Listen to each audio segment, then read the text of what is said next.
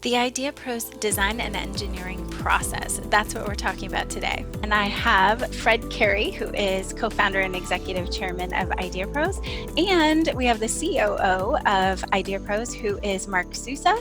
And he works in engineering and design and will give us all the story as far as how this process goes. So I'm going to open it up so everyone is here with us today. Well, hello, everybody. We are actually talking to you from a speeding car in the Italian autostrada, and I didn't want to miss an opportunity to say hello to everybody and to also introduce Mark Sousa, who you have already learned really is responsible for running his whole team of brilliant designers and engineers that they remain miraculous in all of the wonderful work that they do for us and for all of our partners.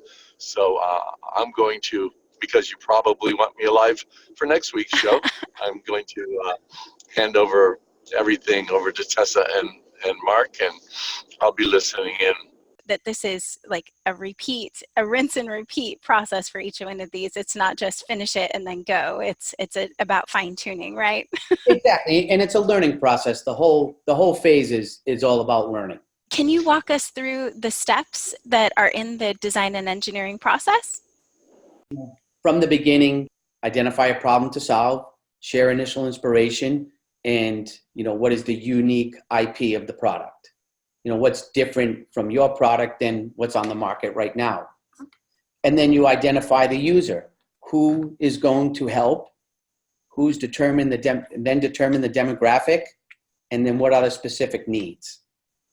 And then from the research, you want to validate user needs, you want to determine market viability, and also analyze data for insights.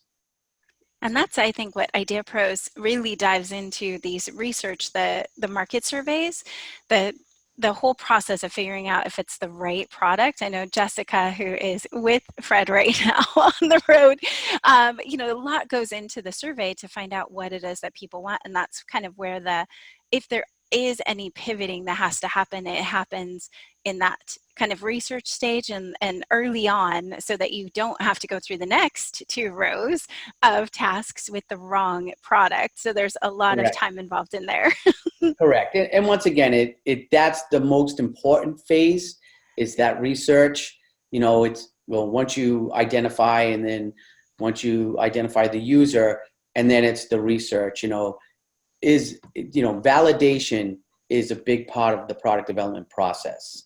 Because if you don't really validate the product and with the users, and you don't really get down and talk to the people that are actually going to be using the product, then that's you don't really understand what the product can be.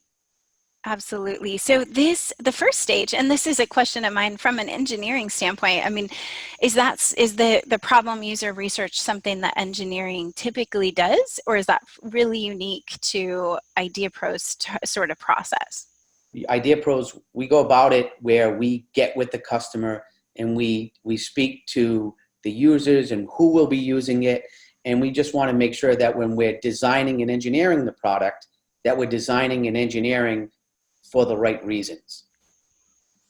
And you've taken all these things into consideration, which I think is the most important part, that you're looking at the bigger picture of how making people really want and need the product, and also that it's a viable option to actually manufacture.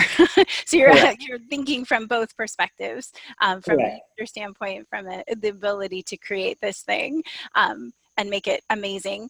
And so the next set of process steps that we go through, obviously we're working into more of the design side, right? So this is the process for design and engineering together, because you have to do both at the same time, right? So you have to design first and then go to the development.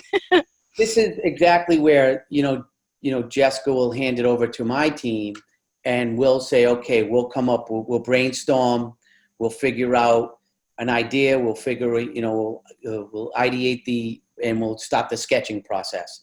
The sketching process is very important because now we just want to make sure that we're on the same page with our partners.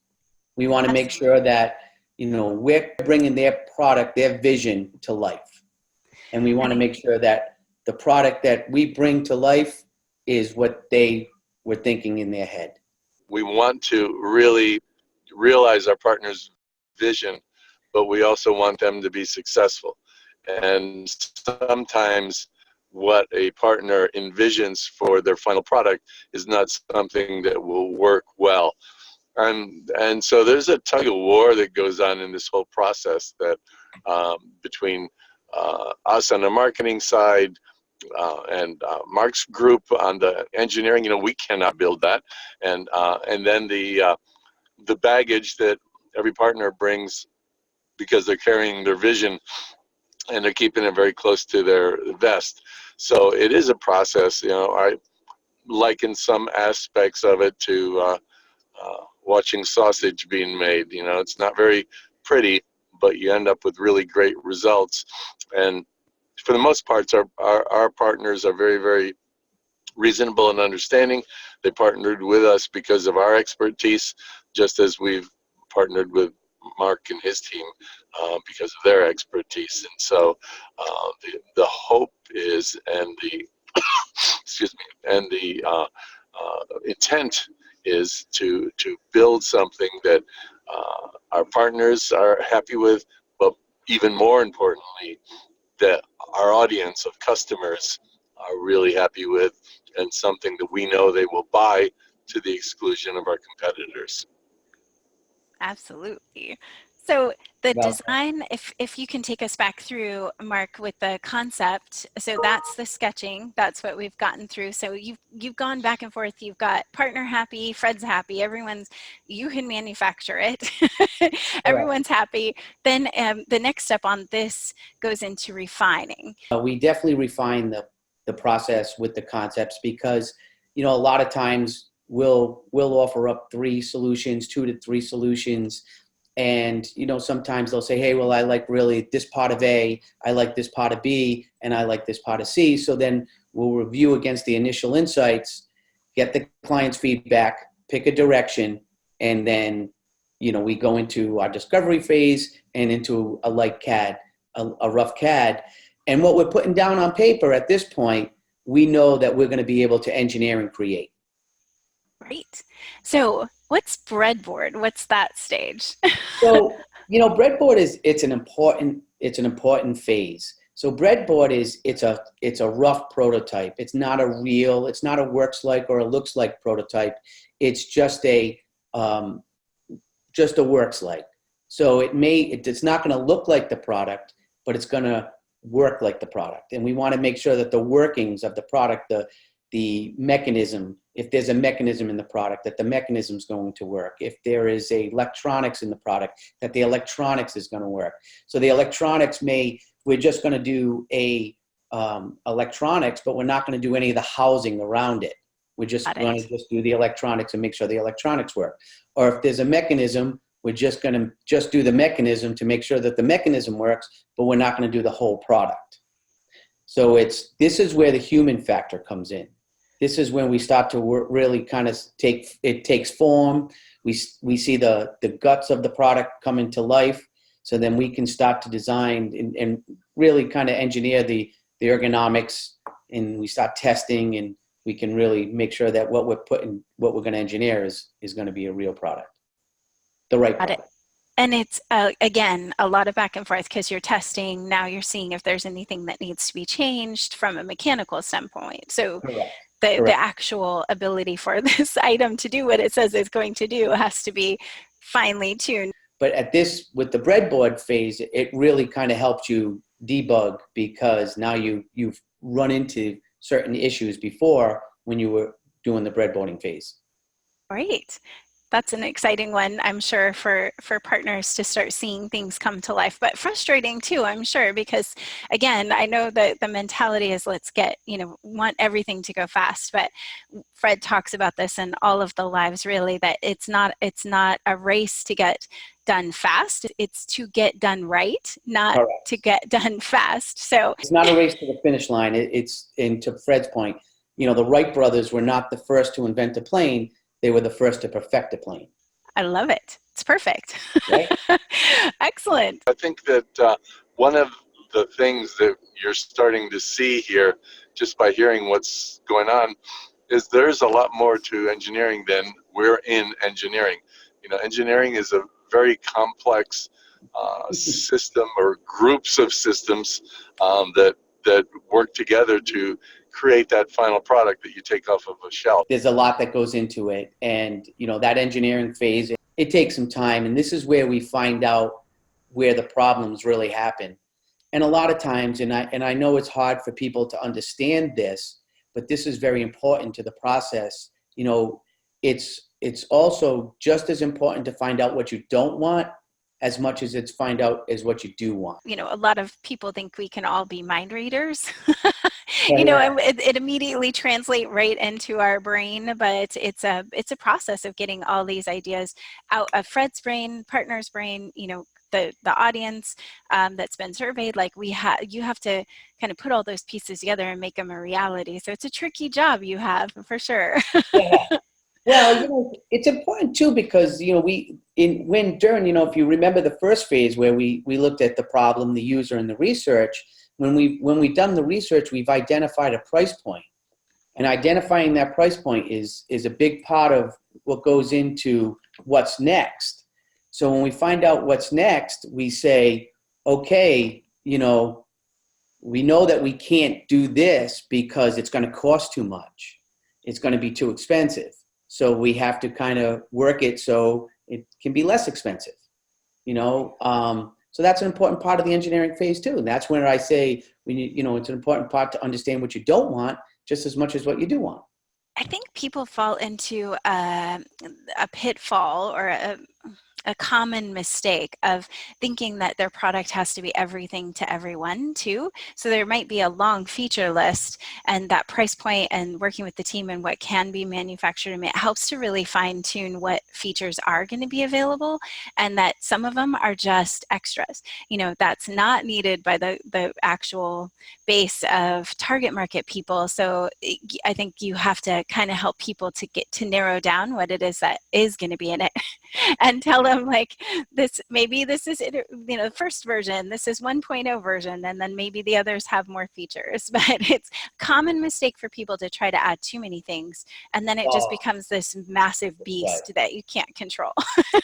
So to that point, right, Tessa, you want to go right back to the beginning and identify what the problem was to solve and make sure that your product is solving that problem first and foremost.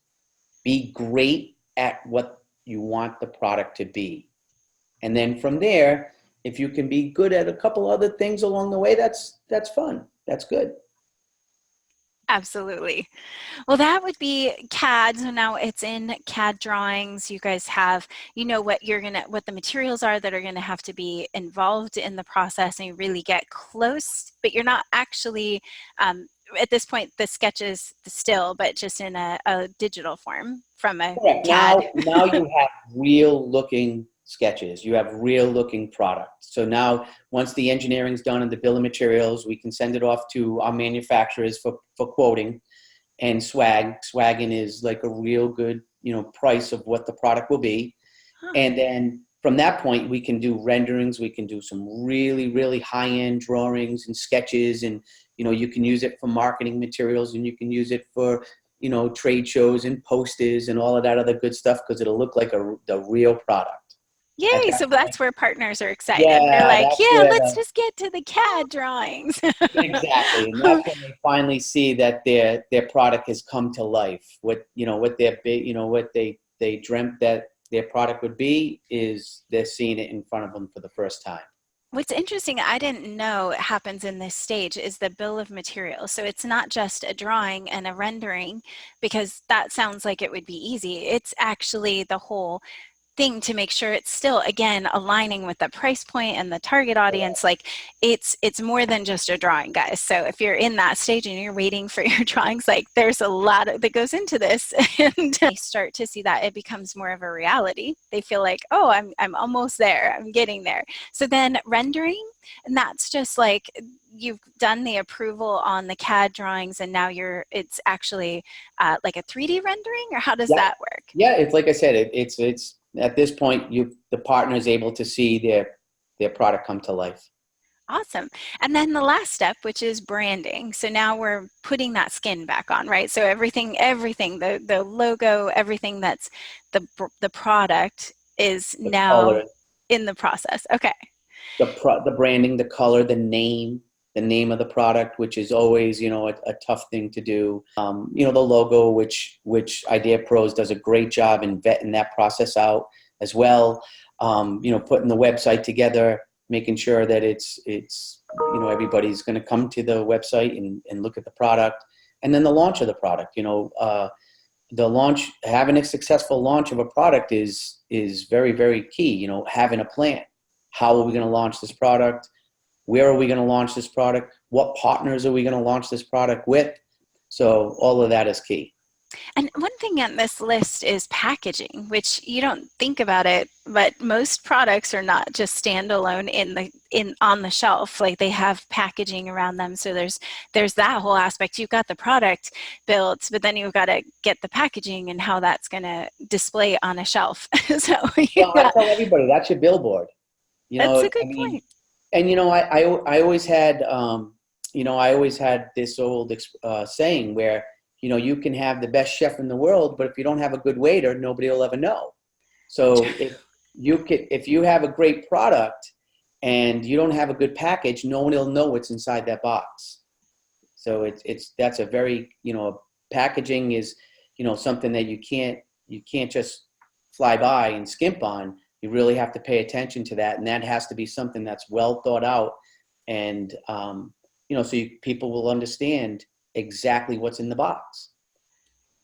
It makes a difference too. It's what gets people's attention. Yeah, it's what captures people as they're walking by. I mean, it's the difference between your product and somebody else's being picked up and purchased. So you gotta take the time on that as well. Mark, you've done a lot of not just the engineering, not just the process and the design side, but what happens after.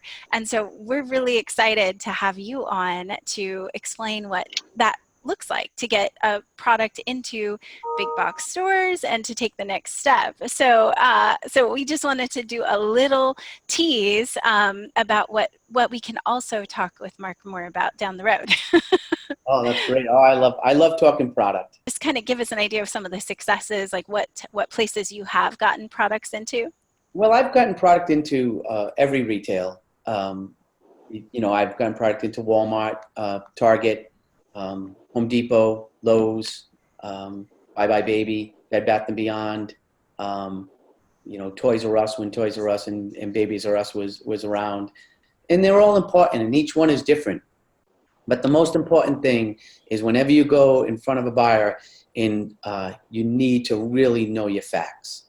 You really need to know what you're talking about and just know everything about the product. So you really need to take that passion and turn it into knowledge.